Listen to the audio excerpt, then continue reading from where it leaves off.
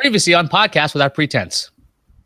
Welcome to the second episode of our Dungeons and Dragons adventure. You remember in our last one, Ayaz's paladin got syphilis.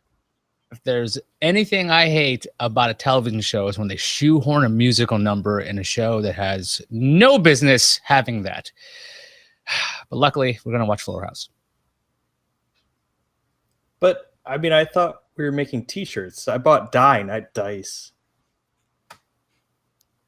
Yeah, we abandoned that whole D&D thing pretty quickly. I'm Jonathan Strickland. Yeah. I'm Ayaz Akhtar. I'm Eric Sandine. Who has the cat? Eric does. I have a cat. All right. And we have Eric's cat.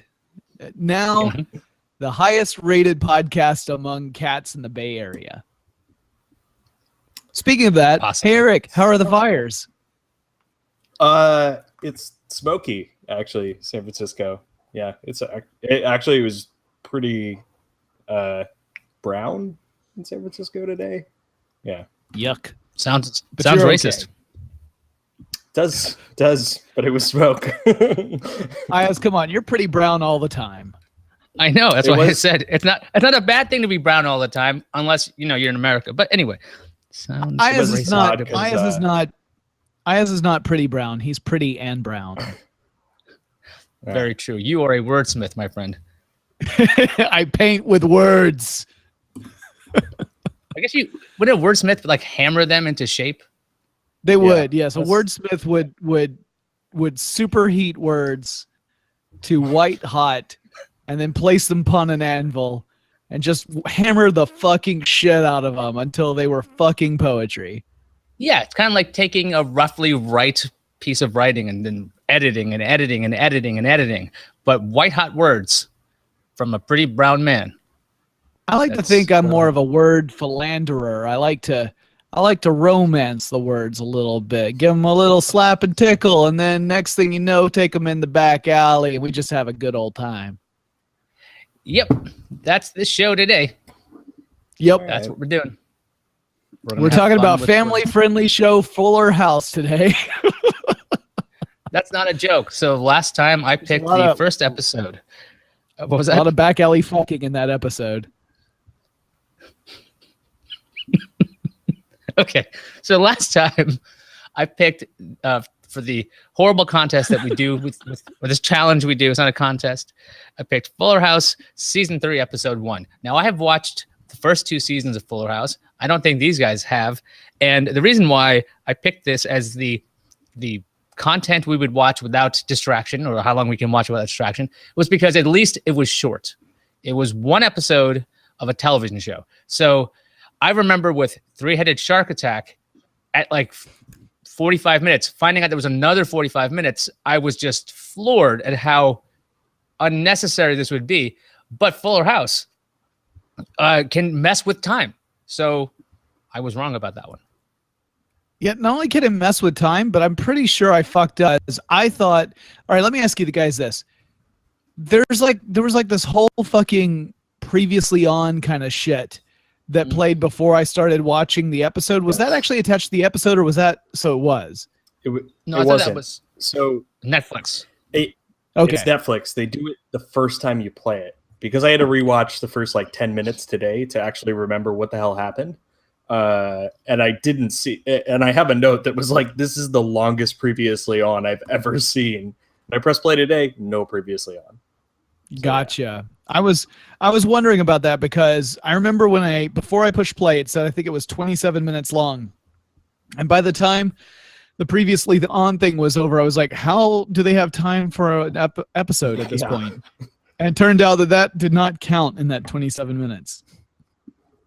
Okay, so Jonathan, how long did you make it before you either took a second screen on, talked to another person, had alcohol, which would put you in shock, or whatever? I watched the whole goddamn thing. Eric? I also watched the whole thing. I didn't have a beer until I started episode 2. I Yeah, guess we 6 should point minutes out Eric kept watching. He got into episode 3. I didn't have anything else to do. I was just like, Oh, let's Jesus. let this happen. He's like, you know what? We're already watching the world burn. Might as well just keep it going with Fuller House. Yeah.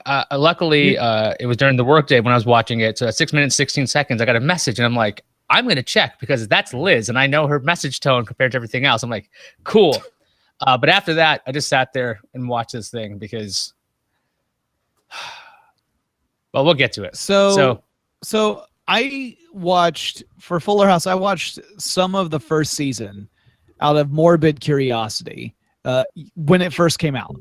And we talked about this, how the first episode of Fuller House is almost unwatchable. It is so cringeworthy, and they shoehorn in references to the original series every possible second, to the point where it's worse than a Family Guy episode. There are no jokes. It's just someone saying a catchphrase with no context, setup, or punchline. So it's just like, have mercy. How rude. And like, you're like, this is making no sense. And that first episode it's like a fever dream made by Satan. It is awful. The second episode is slightly less awful. The third episode, it kind of settles into it's just mediocre bullshit. And I think I got as far as maybe the fourth or fifth episode of that first season before I just stopped. I didn't watch any of season 2, which meant that literally half the characters in this episode, I had no fucking clue who the hell they were. I didn't know who either of the two guys were that CJ's interested in. I didn't know who... I think there was at least one kid I didn't know who it was.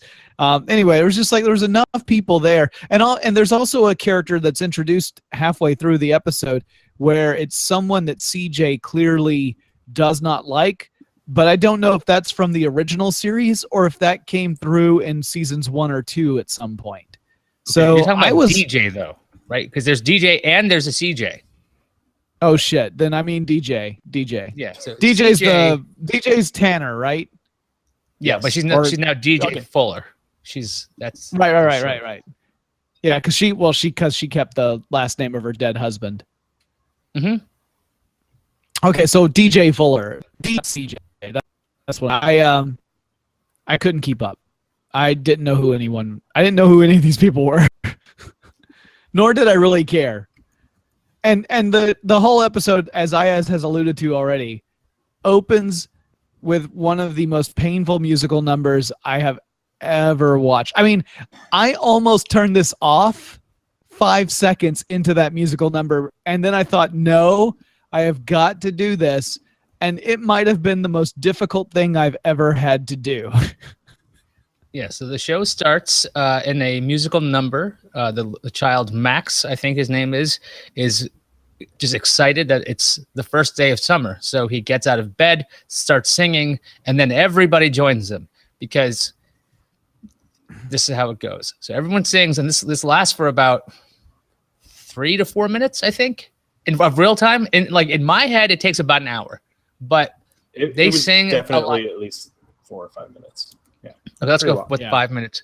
And so we have them dancing in the backyard with people dressed up as Warner Brothers characters, Batman, there was Superman, Bugs Bunny was there, because if you didn't notice at the beginning of the show with the Netflix show, it was like Warner Brothers, and like they threw it, and I'd never seen that television logo before either. I've seen a lot of their other logos, but this one was white and loud. So yeah. Also, and so it turns out it was Max having a dream, but it truly is and then Max, who has nothing to do in this episode at all. Right. The only time he shows up, he ends up singing the beginning first day of summer before leaving the scene. And apart from one brief interaction with the weird caricature Spanish guy that the Gibbler is seeing, apart from that one moment, he has nothing to do in this episode. So that's it for him. And thank God, because that kid, I cannot stand him. You don't like Max, Eric? Do you have an opinion on Max since you watched the first 10 minutes of this show twice? pretty horrible. Yeah. Yeah. All the kids are horrible, really. But Max is the worst one out of them. Yeah. Yeah, I think you're right. I mean, the baby's relatively funny. Has like 2 lines. The baby's fine. Yeah. Mm-hmm. Yeah. I mean, the baby is performing the same role as what the Olsen twins did in the original series, right? Cute reaction shots from baby. Put the camera on the baby for 8 hours straight. Use Until 12 it's kitty. seconds of footage. Say kitty. Yeah. Say meow. This is hilarious. So we get the big opening musical number, and it is legitimately embarrassing. Like, I felt badly for all of those actors. Also, some of the worst lip syncing ever. No idea how many of those people it was actually their voices or not, but it was pretty awful to watch. Then kid wakes up, realizes it's the first day of summer, tries to start up a big musical number again. No one goes for it because, haha, that's the joke. Let me just say, the thing I hate most, and I literally out loud said, I hate this at least a dozen times while I watched this show. I could not hold it back. The thing out of all the stuff I hate the most are the bullshit fake audience reactions to stuff.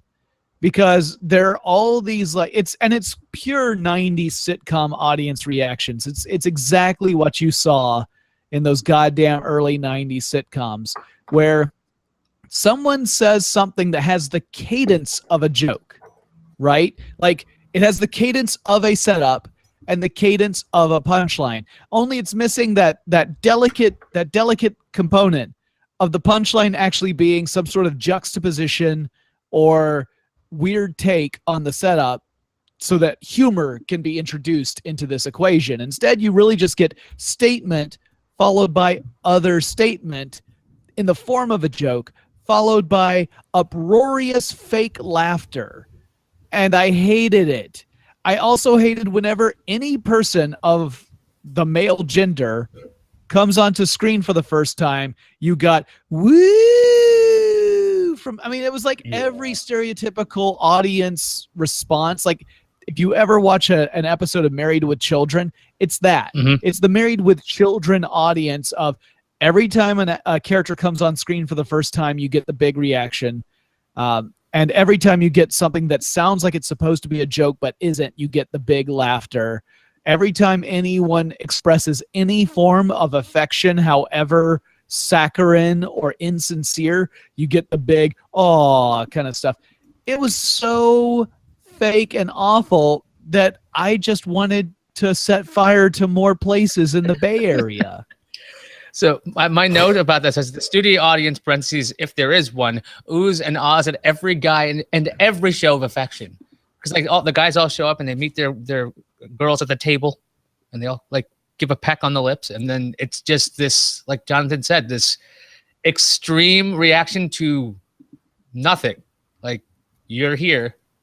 Let's waste 30 seconds. So I guess this episode would have been about 5 minutes shorter if they like cut all the oohs and ahs. Easily 5 minutes. Yeah, probably. And I know there were at least 2 or 3 moments in this show, because I'm going to hate on this a lot. I mean, I despised having to do this. I don't hate you, Ayaz, but it's close. Yeah, but I hated a lot of what I was going through. However, I'm going to be fair. There were maybe 2 or 3 moments in the show where I felt like there was a legitimate joke that landed, and it was largely through the performances. Mm-hmm. There are a couple of people in this show who, despite giving total shit, like the most superficial stereotypical characters, can find a moment to genuinely do something funny, and I was surprised by it, and I actually chuckled like 2 or 3 times, but that was it. Most of it was just, I don't even blame the actors. They are working with what they got, or probably following very specific direction. Yeah, it's essentially what my notes have too. Is a lot of just lines and lines of this is bullshit and this is terrible, this is terrible. But when they did make me kind of chuckle or go, hey, that was actually kind of good, I wrote that down too because I wanted to be fair to this. If there's a shot that there's a good show in this, I want to see it, and it's not there. There's no reason to watch the show other than like maybe a minute and a half worth of clips per season, and you're fine. You're totally fine. Everything you need is right there because otherwise it's just bullshit. I did notice that they, like, in that first season, or at least the first half of the first season, Stephanie was way more of a party girl kind of character, and she dressed a little more flirtily, like flirtatiously or whatever. And in this one, they seem to have really dialed that back quite a bit.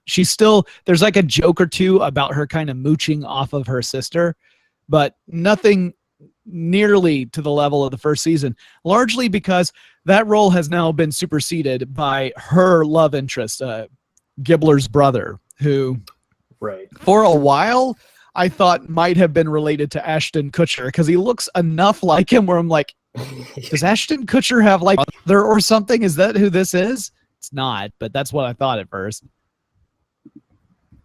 And his character is infuriatingly annoying. And I think there might have been a moment or two with him where I thought it was entertaining, but for the most part, I just wanted him to buy wires in the Bay Area. I think most of the characters elicit that reaction. There's really not a lot of good ones in this episode. I'm trying to think of the Spanish guy. The Spanish guy, despite the fact that the stereotype is insulting, seems to genuinely have kind of like that entertainer performer kind of personality. And that I can respect as someone who does like over the top ridiculous entertainment. I can totally respect that he has that. I just don't think it works in the format of a television show like this. It sticks out. Shall we continue with the plot? Because I think we're only at like the first 5 minutes. Do you have anything else, or like you want me to go with my notes, which will take forever? Actually, it won't, because I actually get tired of writing. Okay, so I guess I'll go. Okay, so the plot of this episode is that Jackson, DJ's oldest, must attend summer school. 6:16, I get a message and I checked it. I'm very happy about that. Jackson got a D- in history and he's being sent back to school. DJ didn't bother to tell Jackson this on the previous day. She told him on the day that he was going to summer school along with a very special lunch, which actually sounded like a good lunch. Jackson tries to meet a girl at his school and she's got a purple hair streak. I bet she's going to be the tough girl who's too cool for anything. And then my next note is her name is Rocky, short for Roxanne. They introduce this teacher that actually turns out to be nobody. Now to the RV where Stephanie and the Gibbler boy live. They're in the Costco parking lot. Then a big fat security guard tells them it's okay to stay there as long as they buy something from Costco. Guard grabs food on the way out to find his taser because he left it in a handicapped bathroom stall. Basically, every stereotypical fat joke. They didn't say it out loud, but they showed you it, and I was like, okay, that's yeah, because he talks about how the handicap. He talks about how the handicap stall has more room, and that's why he uses it as cleaner. Cleaner. It was cleaner. That's what I said. Yeah, and he doesn't say like one for the road or anything when he takes the food, but he just says food. But like the lazy, dumb, fat guy, as if I expected this show to be smart on any occasion. It just felt like a two broke girls kind of joke. Like it was really low. I'm like, that's really dumb. Maybe it's one of those things where they like wrote in a placeholder for a joke and then just never bothered to fill it in. He just grabs the food, or maybe he was just like an extra that he's like, I'm going to give myself a line. All right, so Stephanie thinks Fernando. Okay, that's right. It's in the parking lot, and so Stephanie sees Fernando, and she thinks that Fernando, Spanish guy, as Jonathan has called him, is cheating on Kimmy because they're like a couple, sort of. Now Gibbler, the Gibbler boy, whose name I don't know, and I've watched 2 seasons of this show.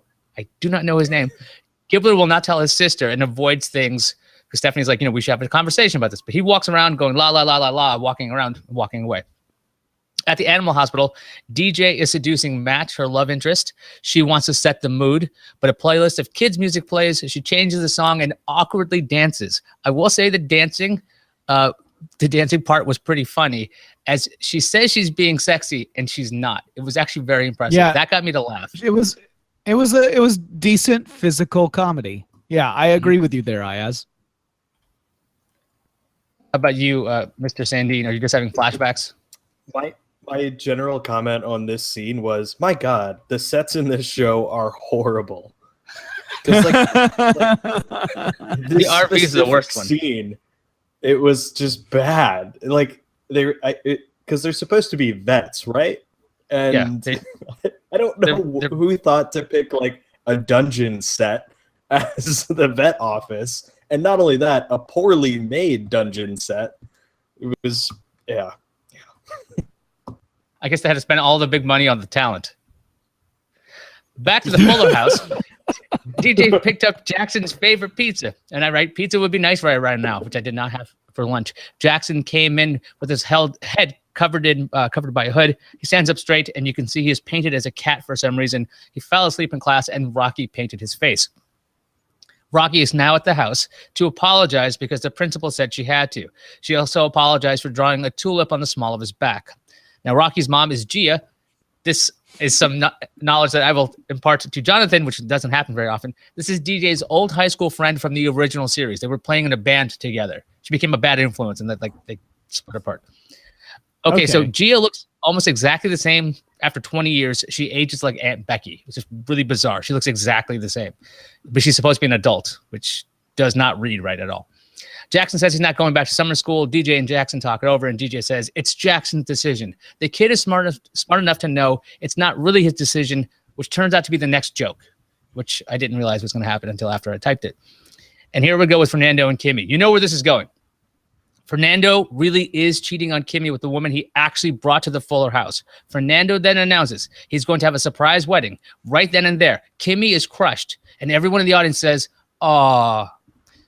Then Kimmy leaves the room, comes back in, has a gun. Kimmy says, you did this. You, puts it to her temple, blows her brains out, which admittedly does not cover much material because it's Kimmy Gibbler. At that point, I avoided this fan fiction because of recent events. But no, here's what actually happens. Fernando brings the women in.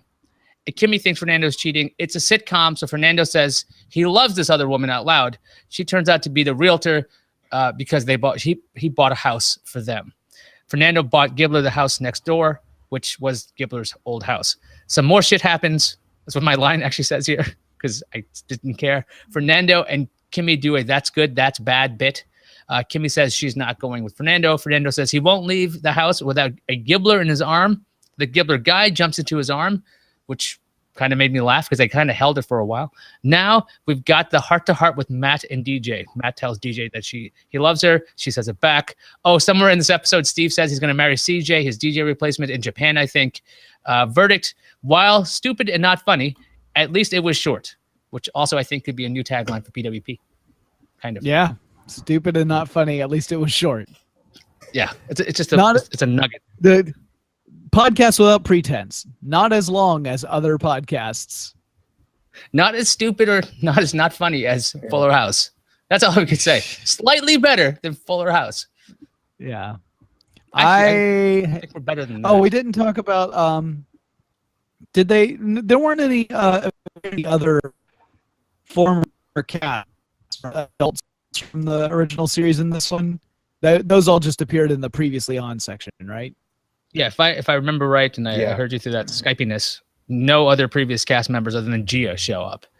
And even her, she was like, "What?" Well, I didn't even know her character's name. I assume that's what she said. I didn't even have captions on because I was trying to pay attention. This was dreadful. This was a terrible, terrible thing to watch.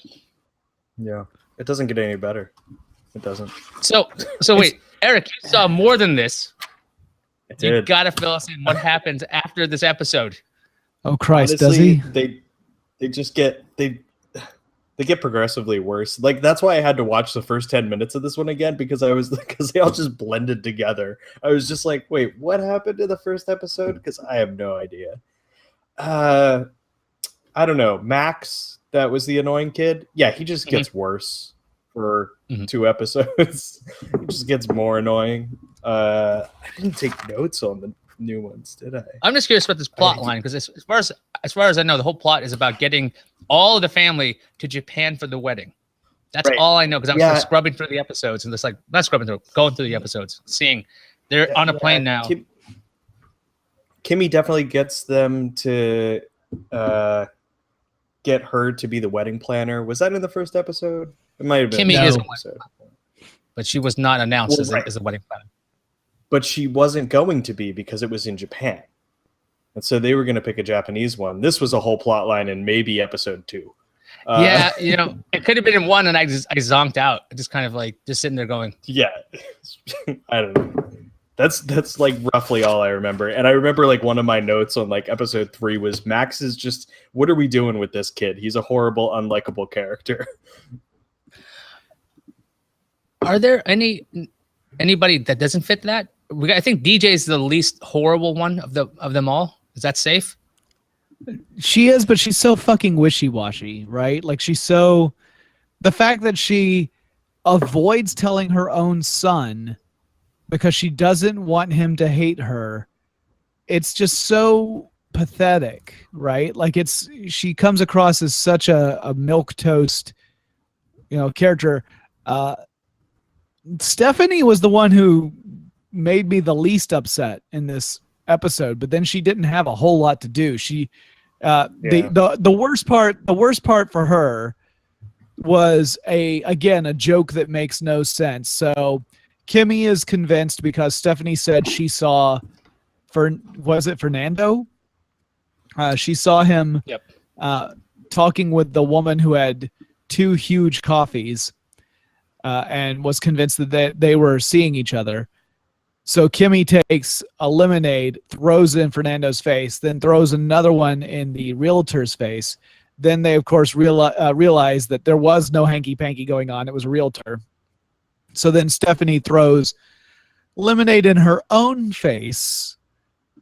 She's like, don't worry, I got this. And she throws it in her own face because she's the one who caused all this. And then she says, how rude, to something she had done to herself. It's literally one of the instances where it's not really a joke because the joke doesn't really work.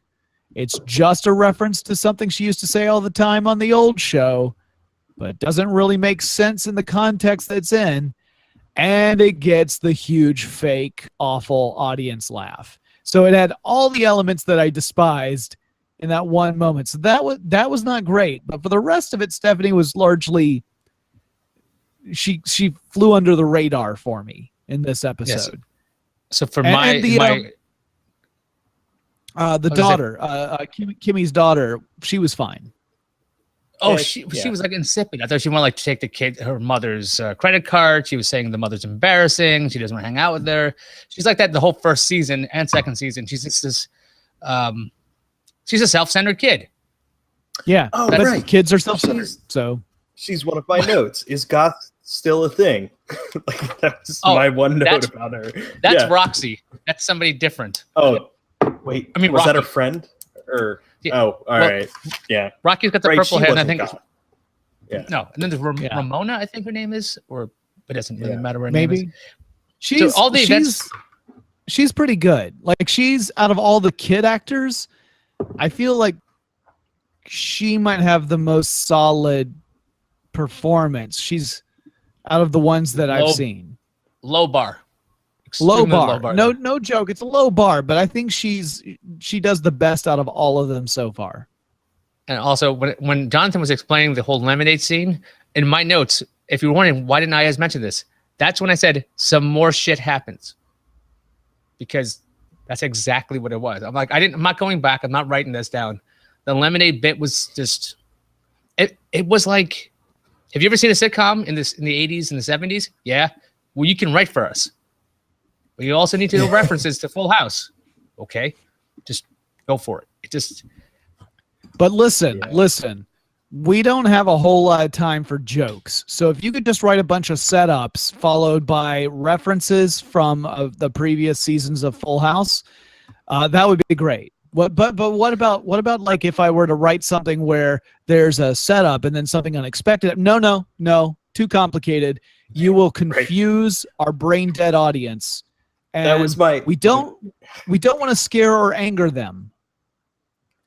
I did have to. What was DJ was making a joke sometime in the beginning of the episode about the guy she works with, whose name I didn't write any of it down. I don't. Matt. Matt, whatever. Max is the kid. That's right. Oh, right. And the joke was, she had a dream about him last night, and they were doing laundry, if you know what I mean. And of course, everybody looked at her, and she said, "What? We were doing laundry." And I'm like, "That? Why?" Like that right there made me want to like go slap a writer for this show. Like completely unnecessary. Just like, come on. It reminds me a little bit. I'm sorry. Go ahead, Ayaz. If that was something that she did throughout the whole new series, I think that'd be funny. Like if she was like, if you know what I mean, and then she's just like, Sure. no, I mean that literally. I always mix those two up. That would be fine. That was a character That's thing. I don't funny. think it is, Sure. but Right. But yeah, there's no reason to say. If that were her thing, where she says something that sounds like it could potentially be suggestive in the G-rated way that this show is, if it seemed like that was the way it was going, and then it turns out that no, she literally means what she said, and she just doesn't know what the "if you know what I mean" phrase really implies, that would be so much better of a character trait than saying, "Oh my Lanta." Oh. Yeah, that's still her catchphrase. At least they had a dog in it. Oh. That was nice. Yeah. Was there a dog? He was in the there was a musical ghost. sequence with the baby. Oh, right. Not Comet the Ghost. Comet the Ghost, I think, is in episode 12, which is coming out later in December. And by the way, I want it known that the entirety of Full House, the 90s show, and a whole bunch of shitty TGIF shows are available right now on Hulu. So we can watch some of those and go, what the fuck is going on with the final episode of Family Matters? I don't have a subscription to Hulu, so I'm gonna have to sit this one out. It's like there's a $5 trial. Yeah. You just watch Wings. I am not paying $5 so that I you can can watch watch other shitty stuff. television I hated back then. The fact that that's shitty is irrelevant. There's other stuff to watch. But anyway, this ain't an ad for There's Hulu. also I just other wanted, stuff on Netflix and Amazon. I mean, I wanted to see. I'm not kidding about this. I kind of want to watch the older ones to see, were they as bad as the crap that we're watching right now? Because it was schmaltzy and shitty then, but like, was it as bad? Because it was quite popular and did really well, but I'm sure it doesn't hold up. So the question more of a is, curiosity. the question is, the genuine article when it was made, is it as bad as the stuff they're making now, where they're trying to replicate that feeling back then? Like, is the process of replicating the original show actually making it worse? That's an excellent question that I think some other person should investigate, but not me. Yeah, I'm just trying to pawn it off to anybody. So if you're watching this and you're like, hey, I want to check, let us know at PWP Show on Twitter. And you can tell us in 140 characters to 280, I guess now, if you have that little workaround. Just to clarify, I mean, Ayaz isn't sending you a check. He's just, if you want to look into it, not. Yeah, there will be no payment of any kind other than me saying thank you. And that's already it. So it's already out. So you've already received it. So I can tell you that I know I was gonna do it. I can tell you that the times when I've gone back and watched some of these shows, particularly shows from the 90s, none of them have held up as well as I would like. Like I watched Star Trek: The Next Generation, and I made it almost all the way through. I think I got all the way up to the last season. I don't think I finished it, and I think that show was not nearly as good as we thought it was when it first came out. There's like a handful of episodes that I feel still hold up pretty well, even considering the limitations with like television budgets and the special effects and everything, in a show that was very much dependent upon science fiction tropes and various science fiction style special effects. But there are so many episodes that are just genuinely awful in Star Trek The Next Generation, especially in the very beginning and the very last season. There are some that are almost impossible to watch. There's one where Dr. Beverly Crusher discovers her grandmother's sex diary, and then she and Deanna Troi get hot and bothered reading passages of it out to each other. Then she goes and bones a ghost that also boned her grandmother. Yeah, still That's sounds an better than Fuller episode. House. What was the title of that episode? Well, I mean, there's that Jonathan? one episode where Stephanie was boning ghosts left and right. What's that? What's that, Eric? He I would was like just to know the asking episode you title. could recall the title of that episode. If you know that, It's got to be either the last season or the second to last. Oh, you know what? I gotta Let look us it up know. now. At PWP Show on Twitter. Let us know when. Beverly Crusher bones ghost. A ghost? Yeah. Oh boy. I hope that's the title. That would be great. That'd be a great title for an episode of Star Trek Next Generation. Beverly Crusher bones a ghost. It's a good PWP title, that's for sure. It is Sub Rosa. Oddly enough, typing in the phrase Beverly Crusher bones a ghost pulls up the actual name of the episode, which is Sub Rosa. Maybe that's the title of today's episode. SUBROSA. What, Sub Rosa or Beverly Crusher bones a ghost? I think Sub Rosa is a little bit more inside, but Beverly Crusher bones a ghost. It says nothing. Well, I mean, it's good because, listen, result number 1 is going to be the Star Trek episode. Result number 2, maybe PWP show. You're right. This is the best SEO move we've ever done. So if we're like, hey, listen, guys, if you really want to watch our episode about when we reviewed Fuller House, type in this phrase, Beverly Crusher bones a ghost.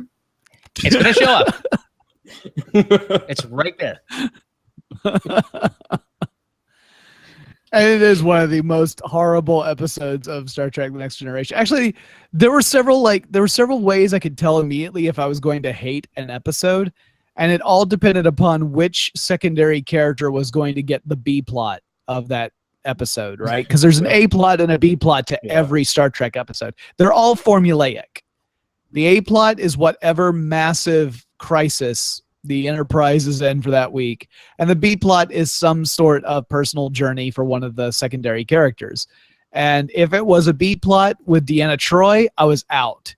If it was a B plot for Worf, it was pretty touch and go because there were a whole lot of Klingon episodes that just got boring as shit. But Troi or Worf, I was definitely out. Worf, I was probably out, and Crusher was not. I mean, come on, reading your grandma's sex diary and then boning a ghost is not good TV, but better than Fuller House. To be fair, that's not her like consistent storyline throughout the series. Okay, if you're wondering Beverly Crusher does throughout the werewolf 3, she bones like some druids in season 4. It's all about boning different mythological and characters. There's a boning bones joke in there somewhere. I don't have it. That's first season. I'm aware. DeForest Kelley is in that first episode. Don't do the thing. Time travel. Yeah, very first episode. Fine, she can bone the ghost of Bones. You happy about that? No, it doesn't have to be the ghost. He's still alive in that first episode. Bones shows up at the Starship Enterprise in the very first episode. Encounter at Farpoint Station. Okay, I just misheard you. Okay, that's good to know. That's not the pilot episode, right? Or the pilot plot. It's the two-parter. It's the two-parter episode that started the whole series. I mean, she doesn't bone Bones in the pilot, right? That's what I'm getting. No, she bones him in 10 forward. I mean, you wouldn't bone Bones over in the bridge. You'd have to do it in like the bar. And this is a wordsmith who likes to give the words a slap. He's doing it right now. There's a lot of slapping and a lot of tickling of words today. Yeah, that's right. And we're all in the back alley just having a good old time. Yep. So, Jonathan, what are we watching next? We're watching #horror next.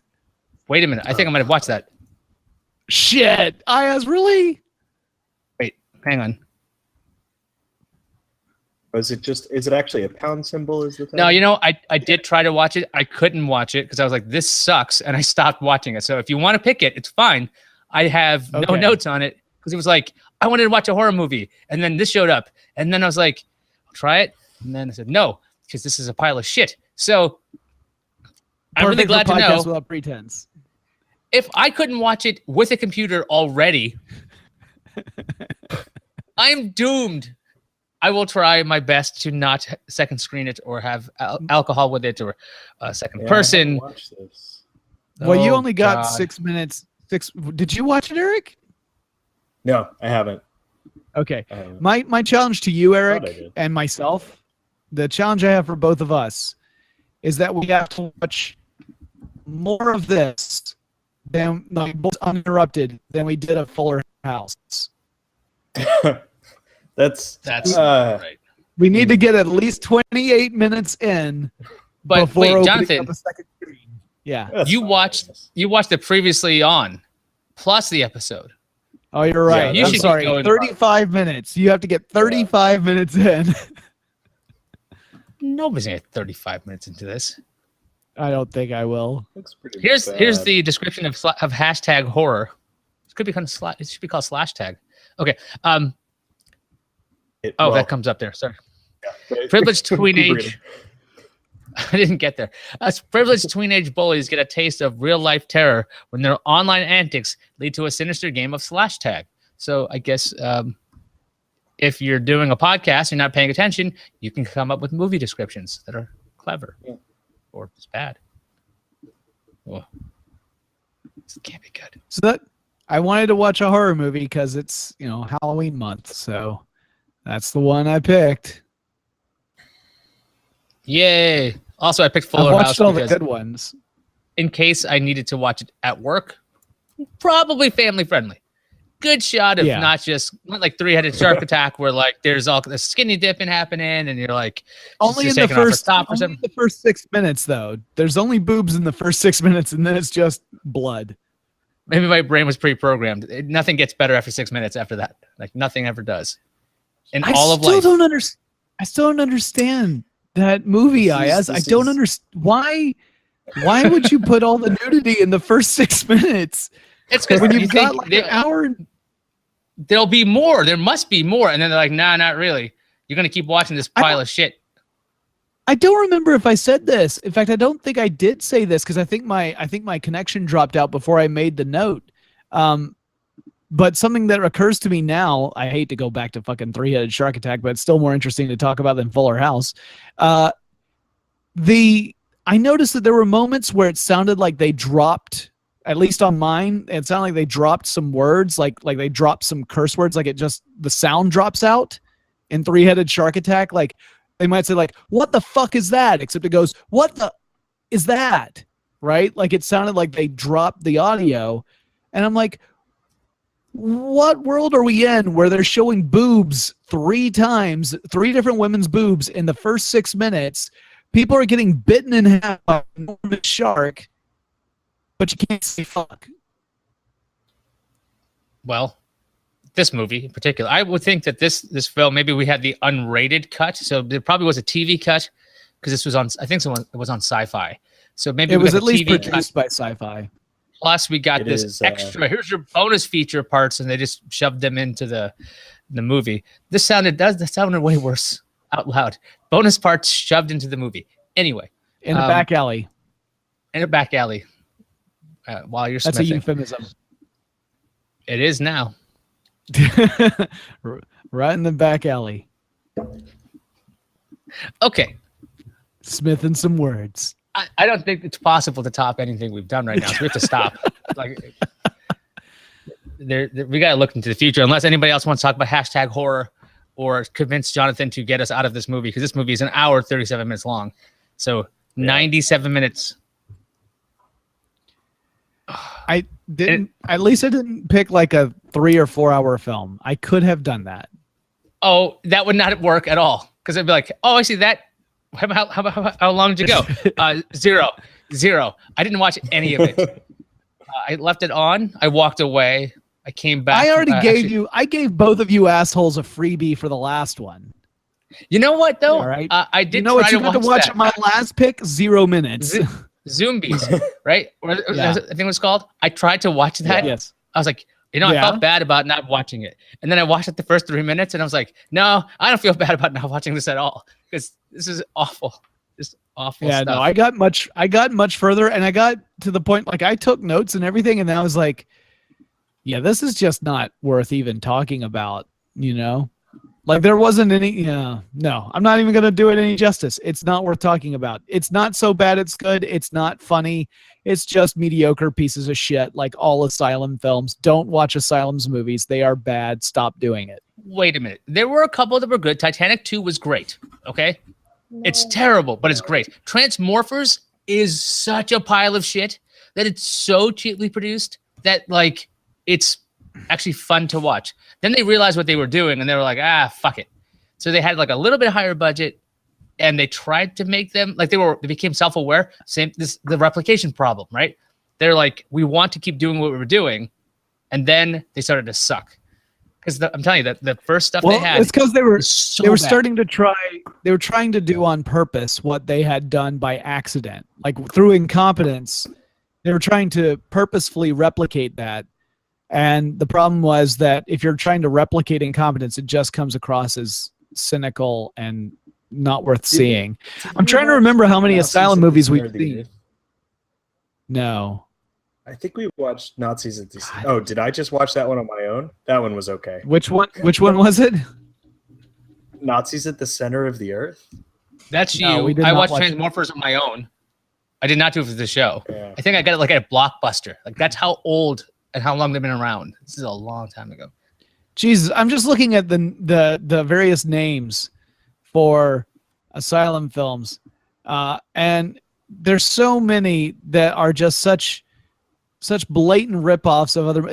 Asylum movies are essentially like porn parodies without the porn, right? Yeah. Well, like the idea was Romance in the Bone and that kind of shit. You would go to a video store and you'd be like, hey, is the Sherlock Holmes movie out yet? And they're like, no, but we do have this. And they actually would have a Sherlock Holmes movie by Asylum. And there's a Transformers movie out? No, but we do have Transmorphers. So you literally like would be taking advantage of people who weren't really paying attention. And like, yeah, I'll take that. Right. And that was their goal. And they were successful at that. Let me give you some names of some movies from Asylum that just show what shithole people these are, where they would make these cheap-ass movies in the hopes of tricking people into buying them and never worry about whether or not the movies are actually entertaining at all. It's the most cynical bullshit thing. So you've got Almighty Thor, The Da Vinci Treasure, you've got The Day the Earth Stopped. Not the day the Earth stood still, but the day the Earth, I just like the day the Earth stopped because it doesn't necessarily mean that the Earth has stopped moving. It just stopped, period. Like, that's the day the Earth stopped. How about Sunday School Musical instead of High School Musical? Let's see. There's the Sherlock Holmes one you were talking about. The Terminators, that was one that we watched. Yeah, we did. Paranormal Entity. There's Atlantic Rim instead of Pacific Rim. I think they got sued for that one. Well, you sit there and you think like that doesn't even make sense. There isn't an Atlantic Rim. The Pacific Rim is specifically about a geographical feature. There's Halloween Night, Age of the Hobbits, Death Racers, which we've also seen. Yeah. Let's see. I'm looking to see if there's any other ones that we've actually watched. I want to say there were a couple of others that we've watched for this show, but didn't they do that Avengers one? Were. Something Avengers. It was like Grimm's Avengers Probably. Or something weird. I think that was them. Oh yeah, the one that was.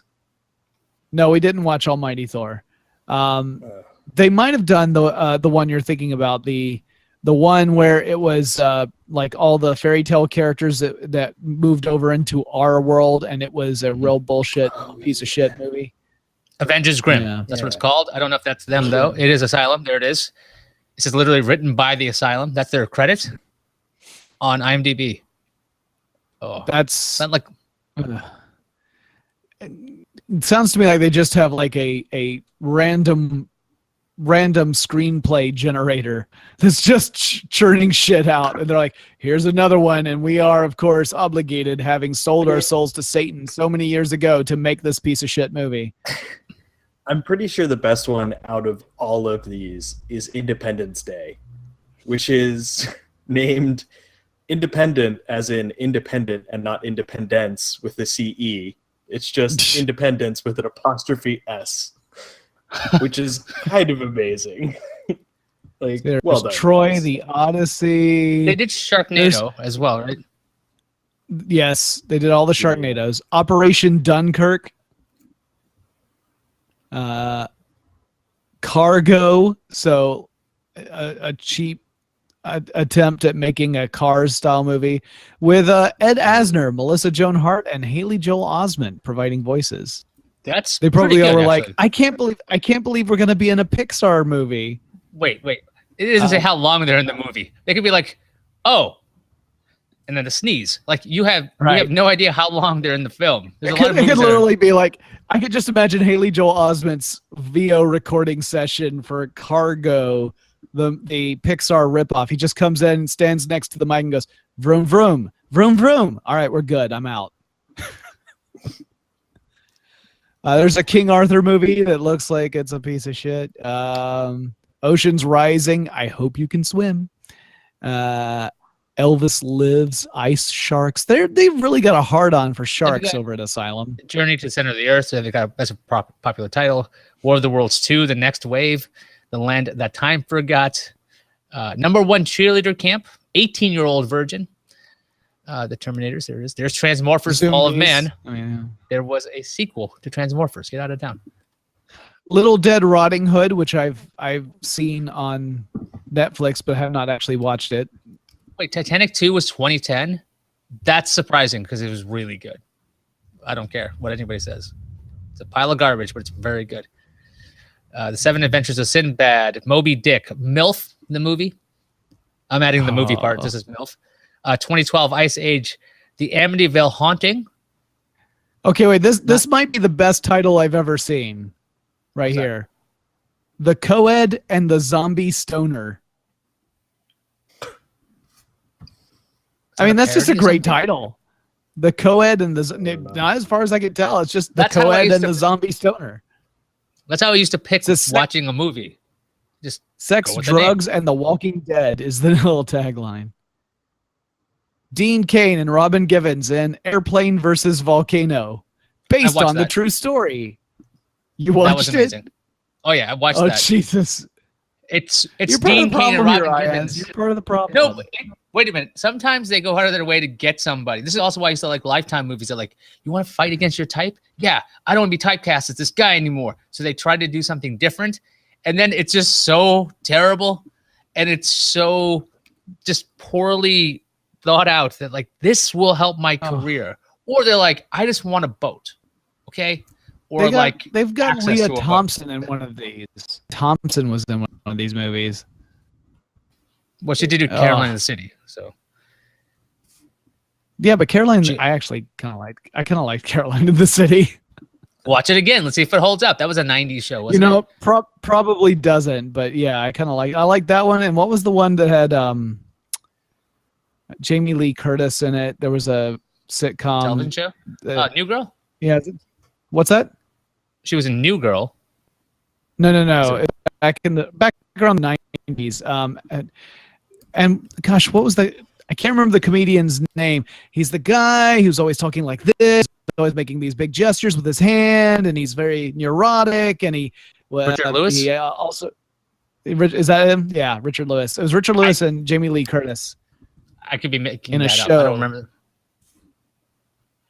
Well, you know who I'm talking about. He played King Richard in Robin Hood Men in Tights. That is Richard Lewis. Not King Richard. King. Yeah. I didn't know they had a TV show. Not King Richard, but Prince John. But yeah, no, they had a TV show that was great. It was very cute. It was in the 90s. I can't remember what it was called now. Now I'm gonna have to look that up because now I gotta know. You sure? Okay, Jamie Lee Curtis. At least it's auto-filling that in here. We're brought to you by Anything But Love. It was a sitcom. Anything But Love. It's a great show. Oh yeah, Great show. I forgot that existed. What It's a year good is show. this? 1992 is season 4, so this is 89 and 92. Okay, not 92. What is this? Did they switch it? Like TV.com gave it 6.7 out of 10, but I remember loving that show. So fuck you, TV.com. Okay, I think that's where we got to cut it off because that's perfect. All right. Next That's time fair. on podcast Without Pretense. Fuck you, IMDb. Look, it's only been 1 minute. We can't cut it off there. We got to wait.